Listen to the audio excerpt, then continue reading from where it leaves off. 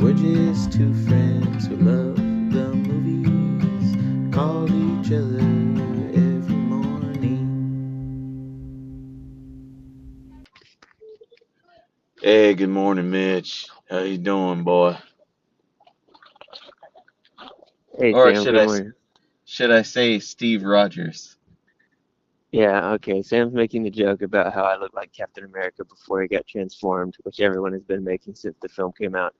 Never mind, okay? I can't let that bring me down because the other day I was listening to a news show and they said we're going to open our show today with two obituaries.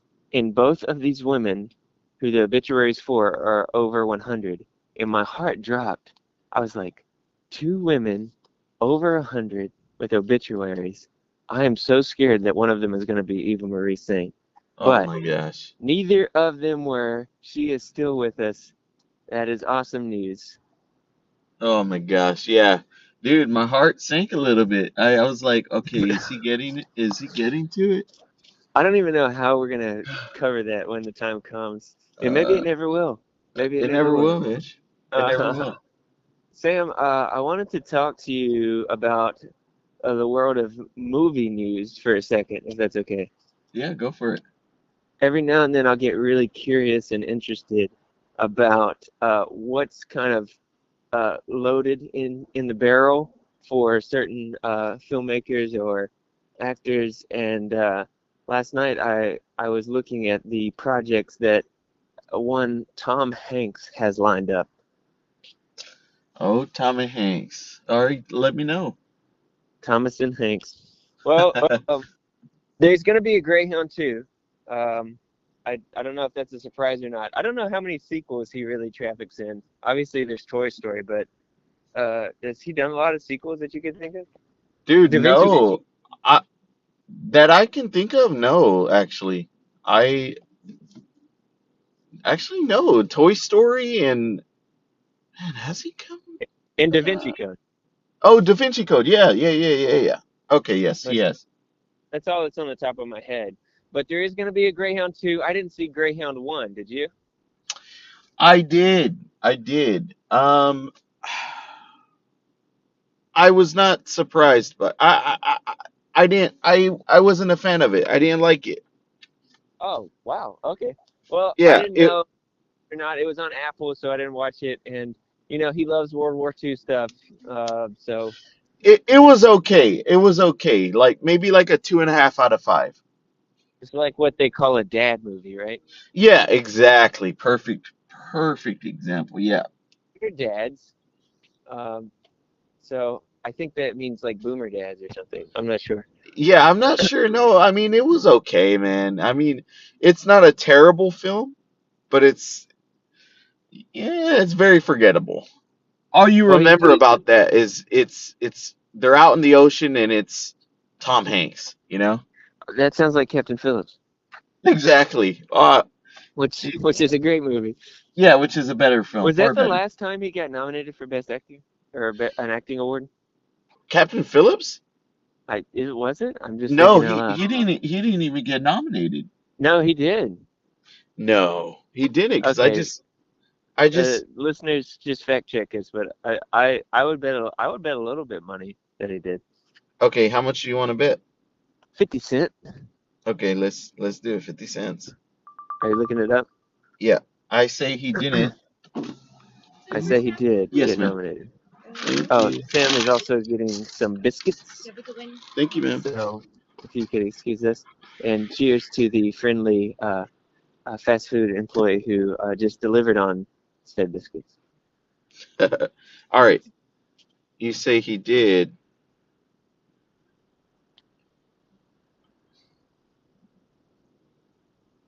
And I was correct, Mitch. He didn't. Wow. It Okay. was nominated for 6 Academy Awards. The only acting award was for the guy I am the captain now, The captain, yeah. which Okay, so I owe Sam 50 cents. Okay, he just got a little coupon on his biscuits this morning. Uh, so, um, and so I don't know when the last time he got nominated was. Maybe it was before, maybe it was after. But he has another movie called The Comebacker. that's coming out, and it's by the director. I want to say her name's Marielle Heller, that did his Mr. Rogers biopic. Oh, it's a beautiful day. Oh, I love her. She did a Can You Ever Forgive Me too, I believe. Oh, oh, she did. Okay, see, I didn't like that one as much. Oh, I love Uh, that one. I mean, I thought it was interesting, but and Melissa McCarthy got to kind of stretch her muscles a little bit. And what was that guy's name? That kind of brought him back into the spotlight, I feel. Richard, Oh, Richard Rich, Grant. Richard E. Grant got nominated Richard that E. year. Grant. Yeah, he got Nominated, nominated. Did she get nominated? I don't. I can't I remember. can't. But this was going to have Callum Turner. It's going to have Bad Bunny. It's going to have Coleman Domingo. It's like I think about a niche sport that gets ended for somebody, and then they come back in some capacity, maybe as a coach. So I Yeah. think it's really another biopic, obscure biopic. I mean, Mr. Rogers wasn't obscure, but the subject of Can You Ever Forgive Me was, at least to me, obscure. Um, so working with that director again, he's making a movie called Theo of Golden, and I don't know what it is about. It's kind of like just like a quiet kind of. It feels to me like a man called. What was that one he did? A man called Otto. Oh, a man called Ove, I That was the believe. original. The English remake was a man called Otto, I think. Oh, Otto. Yes. I think. Well, I didn't Yeah. see No. No. the You're right. with Hanks. I saw the original and liked it pretty good. But anyway, this one it feels like that in terms of its feels like it's going to be kind of like a sort of literary, quiet, sedate story that has some kind of life-affirming message or Yeah. I don't know. It's basically this. It's here's the synopsis. Set in the fictional town of Golden, a man named Theo arrives and purchases pencil portraits of locals that are displayed in a coffee shop. He returns them to each subject, and these visits reveal stories and relationships, and they lead him to come to terms with tragedy in his past. So I don't know. Oh, Uh, that actually looks like a pretty cool premise. yeah, it feels like something you would like. With you're always interested in different people and their stories, and so we'll see how it turns out.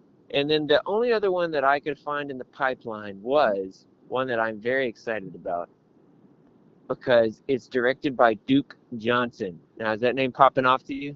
Yeah. Yes. Amalisa, right? Mm-hmm. And I'm Elisa, and he did a movie last year that was tinkering with my short list for best movies of the year called The Actor.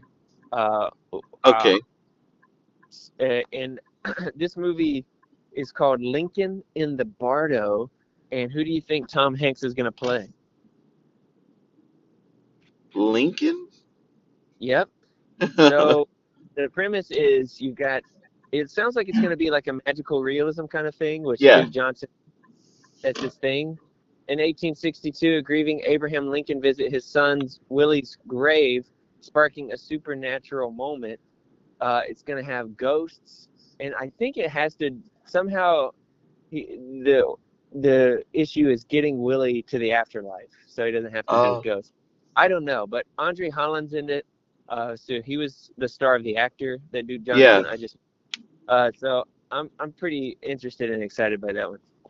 Wow. That I hadn't even heard of that, man. I know that's what's so cool is like when you just get a little curious and say like, okay, what do we got? What do we got coming up? And some of these projects I guess could get stuck in production hell or whatever, but I think there's a very good chance we're gonna see these projects around the bend. So I thought that would be kind of interesting. Well, so one thing I noticed, Mitch, Okay. about when you were talking right now, which leads me into one of the things that I wanted to talk about, if that's okay with you. Yeah. So one of the things I noticed when you were telling me these titles, was that they're not very good titles. Lincoln in the Bardo I think is kind of cool. It's It's cool to mysterious. us. it's cool to us, but I just don't think that it's they're I just don't think that they're titles that I don't want to say Comebacker, I Gold. don't know. There's something about the titles that are just not appealing to me, and, which is Well, interesting because I saw an interview with Tim Robbins and Joe Rogan, right? uh huh. And I don't watch Joe Rogan, but if he does have a guest on there that I really want to, hear, I will watch his episode. And I watched the Tim Robbins one, which was pretty awesome. But he was saying he was talking about the Shawshank Redemption and how it that same year he came out with two movies that bombed, right? Hmm. Shawshank and some other one. Shawshank Um, bombed? yeah, it bombed when it came out. You didn't know that? No, I didn't know that. It bombed. Yeah, it bombed. And he said that one of the main reasons why he thinks it bombed is because of the title. Both movies had But that's just terrible. sad because I love that title. I think it's so exciting, mysterious, and poetic. I know, but what I'm saying is for general movie audiences, they're just, it's just not something that's very appealing, right? I don't want us to keep like appealing to the lowest common denominator because yeah, what our esteemed commenter Dan of the Goods of Film podcast calls these anteater titles that just are exactly what the movie is. Like you got a movie called Snakes on a Plane or something like that. It's like, okay, I Well, wonder what this I movie's gonna be about. oh one second. I accidentally hit the phone. I get what you're saying, but Snakes on a Plane, it's very like it's very direct. It's like, okay, these are snakes on a plane, and people aren't going to Snakes on a Plane for poetry or anything like that. They're going for Samuel L. Jackson and guess what? Snakes on a Plane. So I just that was one thing I noticed about these movies. I am excited to see them because I know, like, oh, okay, these actually sound interesting. Once you tell me about them, you mentioned Duke Johnson But you know what? behind The highest grossing movie of all time is adjusted for inflation. what's that? It's Gone with the Wind. Now, that's a piece of poetry if I've ever heard one. Oh yeah, that okay. That is a good title, but it's also very Tells you poetic. nothing. It tells you nothing though. Like I feel like the Shawshank. Dude, here's the deal. Yeah, I think a lot about titles. I have a big ongoing list on Letterboxd. Maybe I'll link it that has some of my favorite titles. Okay, dude, there's just so many of the greatest movies. In Shawshank, like, okay, so it bombed at the box office. I don't think it's the title. I don't think it's the title. Maybe it is. I get his point, but anyways, the reappraisal is like unbelievable. Um, Well, look, so actually the reason why I was bringing that up, let me just give this biscuit to Vera real quick. Let me just go to the room. Biscuits for Vera. That would be a good title Vera, that's a for good like a title. for like a Newbery Award winning novel for kids or something. Actually, that is a pretty good title. Hi, son. Hi, Baba. Nova's Well, just watching Sesame Street. No, so the reason why I was mentioning that, Mitch, is because I watched a movie yesterday that, for me, I like the title, but I can understand why a lot yeah, of people. And that is The Rivals of Amziah King of yeah. War. To me, though, yeah, that's the title. It reminded me of like the Free State of Jones. Yeah. Like I don't know what this movie is about or means, but I also kind of think I know what the general. So this is the McConaughey movie. How was it? Yes. Okay. You ready for my review? My I'm brief ready. review, because I know you want to I'm ready. watch it. Thank you. I'm excited about it. Oh my god, dude. This is the best movie of the year so far. That is Oh what I like my to hear. god, dude. Holy crap. Holy freaking crap. This is a pretty Oh, depth view coming from Sam here. dude, this is why we go to the movies. Okay, look, there. I'm gonna say there are movies when you go to them, right? And you get out and you're like, I love that movie. It's great. But then there are movies, right? When you go to them and then you get out and it's like a La La Land, right? When I got out of La La Land, I there was some it was just this energy, right? Yeah, and happy 10 years, La La Land. Yes, happy 10 years. Like, it happened to me when I watched Everything Everywhere All at Once. Yeah, It happened to me whenever I watched Arrival, whenever I watched Patterson. Um, dude, that's awesome. yeah, Dude, this is great news because this guy that's director, you saw Vast of Night, right? oh yeah, very good, I mean, one of very, the very the good. big great sleeper sci-fi movies of the past Yeah, decade. This is exciting. yeah, You're getting me very Mitch, motivated. Mitch, I cannot tell you, like, this movie has an energy that I have never felt in a movie before. There Ever? is no, there is it felt very early David Gordon Green and Jeff Nichols, right? It I love this movie, dude.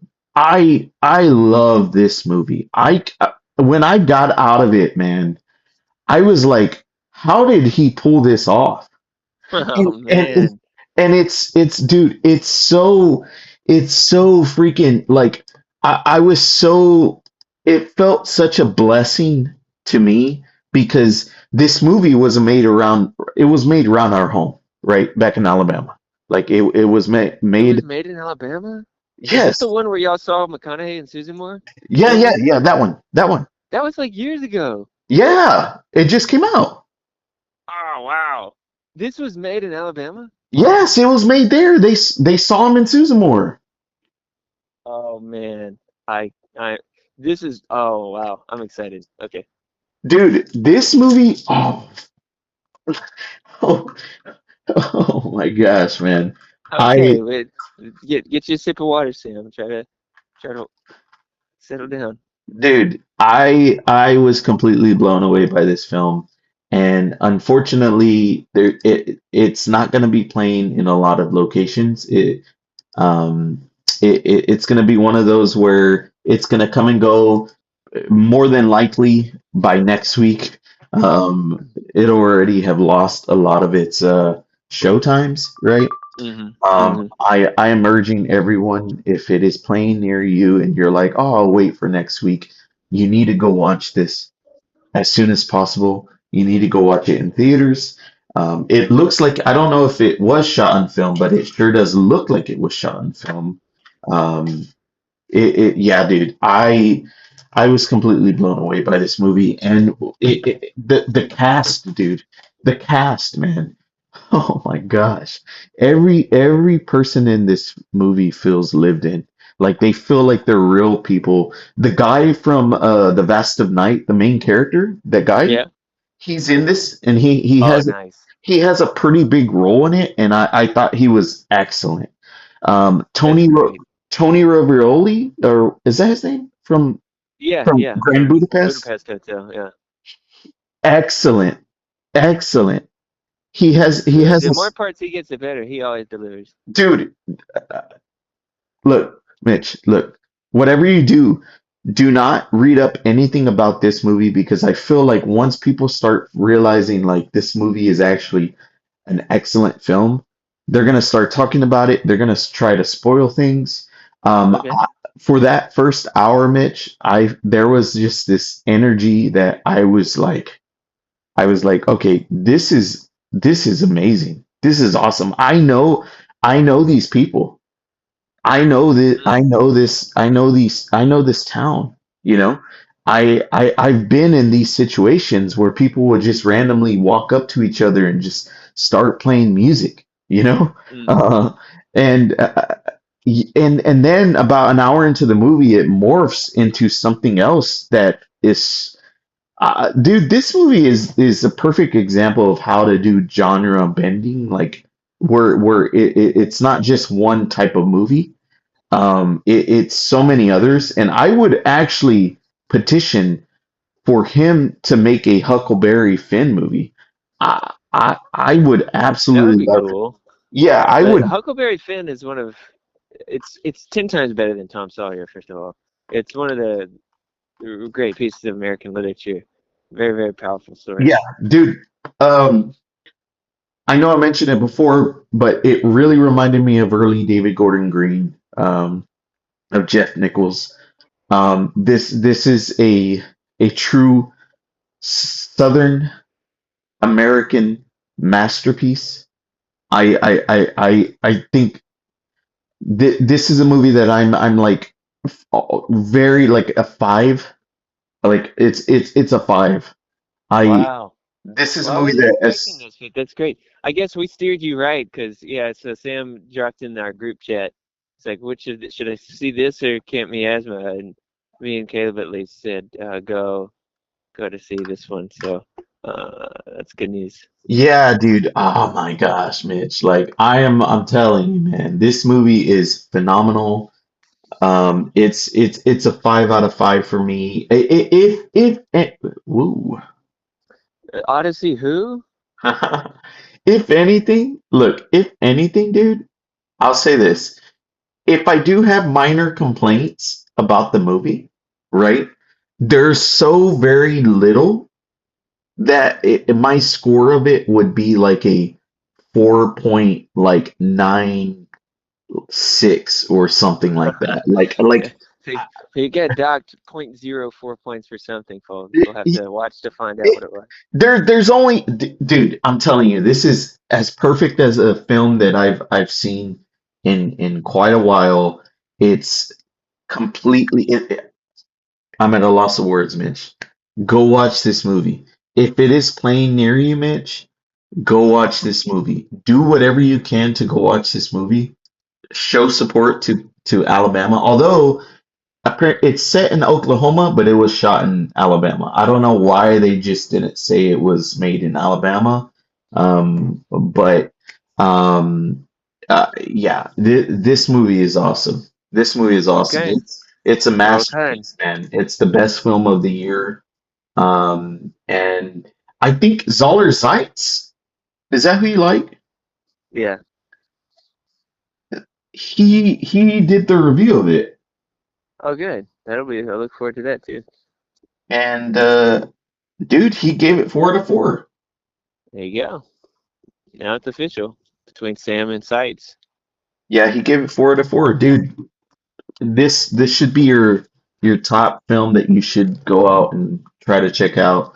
Um, but hey, Mitch, I unfortunately I have to get into work. I have quite a bit of work to do.